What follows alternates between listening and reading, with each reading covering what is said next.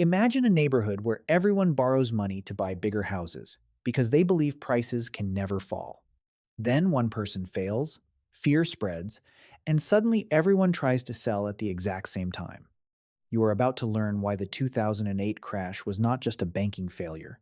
It was a behavioral failure built on leverage, panic, and fragile lifestyles. This is for the person who feels like they're doing everything right, but still feels one paycheck away from collapse. We will audit the three laws of leverage, the hidden danger of forced selling, and the one liquidity secret that protects millionaires during a crash. And here's the part most people miss. The exact same behavior still exists today.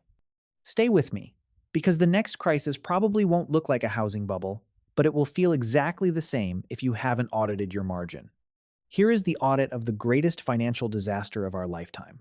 Most people think 2008 was about complicated math, greedy bankers, and confusing Wall Street products. It wasn't. At its core, it was a story about human behavior and something called leverage. To understand leverage, picture a seesaw. You put a tiny amount of your own money on one side and a huge pile of borrowed money on the other. Suddenly, you can lift something massive, like buying a house that costs 10 times your annual income. When prices rise, leverage feels magical. You feel smart, rich, and ahead of the system using borrowed money. But leverage has a dark side nobody talks about during good times. It magnifies gains but also losses. If a house drops slightly in value, your small ownership slice can disappear instantly. The debt remains while the asset shrinks. This imbalance is what turns confidence into collapse. That is exactly what happened before 2008. The world built the tallest financial Jenga tower in history. Interest rates were low, loans were easy, credit felt endless. It looked like free money. And when money becomes easy to borrow, people stop asking if they can truly afford something. They start asking if they can get approved. That shift quietly builds fragility into the system. Banks assumed housing prices would keep rising forever. As long as prices climbed, nobody cared how risky loans were. Mortgages were given to weak borrowers, then bundled and sold globally as safe investments. It became a giant game of musical chairs with trillions of dollars. Everyone kept dancing because prices kept rising. But every system built on assumptions eventually faces reality. Then the music stopped. The first cracks appeared when some homeowners could not make payments. Then more failed. Then more. Suddenly, those safe investments weren't safe at all. Fear spread quickly. And when fear hits finance, people rush for cash at the same time. That synchronized panic is what transforms problems into crises. Liquidity simply means available cash. If you own a $500,000 house but only have $200 in your account, you are not strong. You are fragile. You cannot pay bills with walls or roofs. You need cash. In 2008, people realized they owned assets but lacked liquidity. That realization hit everyone at once, which made the situation worse. So everyone tried to sell. And when millions sell at once, prices collapse. This creates forced selling. Forced selling happens when survival matters more than price. If you lose income and have no savings, you sell no matter the market. Forced sellers never get good deals. They exit at the worst time because they have no other option. That is the real lesson. If you have no margin, you have no options. And if you have no options, the market controls you. Your goal should never be to look rich. Your goal should be to avoid becoming a forced seller. Financial strength is not about appearances. It is about flexibility when conditions change. In 2005 and 2006, everything felt unstoppable. Housing prices rose quickly. People believed real estate was the safest investment. Even borrowers with weak finances could get large mortgages. It felt normal and exciting. It felt like progress. But it was all built on the assumption that prices would never fall. When people believe the future can only improve, they stop preparing for downturns. They stop building savings. They ignore risk. Banks did the same. Institutions borrowed heavily to buy housing-related assets. Small amounts of capital controlled huge exposure. The system became extremely sensitive to even small disruptions. Imagine driving fast with inches between cars. Everything works until someone breaks. Then everything crashes. In 2008, the housing market slowed. Weak borrowers failed first. Then the damage spread. Banks were connected through debt. As defaults grew, the system destabilized. It became a chain reaction of failure.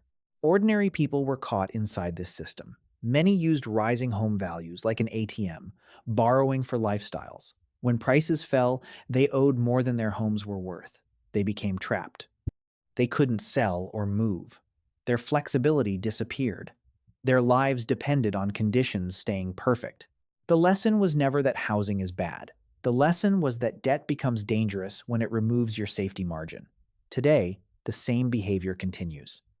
Long car loans, financed lifestyles, and buy now, pay later systems dominate. Many high earners have little cash because income is fully committed. That is still leverage. If you live paycheck to paycheck, you are borrowing against your future labor. You are one interruption away from your own crisis. The auditor does not care about appearances. The auditor cares about survival math. Now, the focus shifts from history to your personal financial system. Fixed costs feel normal, but they reduce freedom. Car payments, rent, subscriptions, these lock in obligations. The rule is simple. Keep essential fixed costs below 50% of income. That gap is your survival margin. If your income is mostly committed, you have no flexibility. Remove or reduce at least one recurring cost immediately. Credit is not safety. In crises, credit can disappear. Cash is what matters. Build a liquidity buffer starting at $2,000. Keep it separate and automate contributions. This is survival money. It turns emergencies into manageable problems instead of long-term damage. Cash changes how you respond under pressure. Financing lifestyle items creates hidden pressure. Monthly payments feel small but accumulate. If you cannot afford something twice in cash, avoid financing it. Debt for depreciating items increases fragility. Every avoided payment creates more breathing room. Small, disciplined choices build long-term resilience. If most of your wealth is locked in assets, you are vulnerable. Build 3 to 6 months of expenses in cash. This runway gives time to think and act calmly. Without it, you will be forced to sell at the worst time. Liquidity protects decision-making during chaos. Income is not guaranteed. Expenses usually are. When income rises, most of it should strengthen your financial base, not your lifestyle. Direct new money into savings and stability first. This builds margin over time. Margin protects against unexpected disruptions. The cautious person looks boring in good times, but they survive downturns.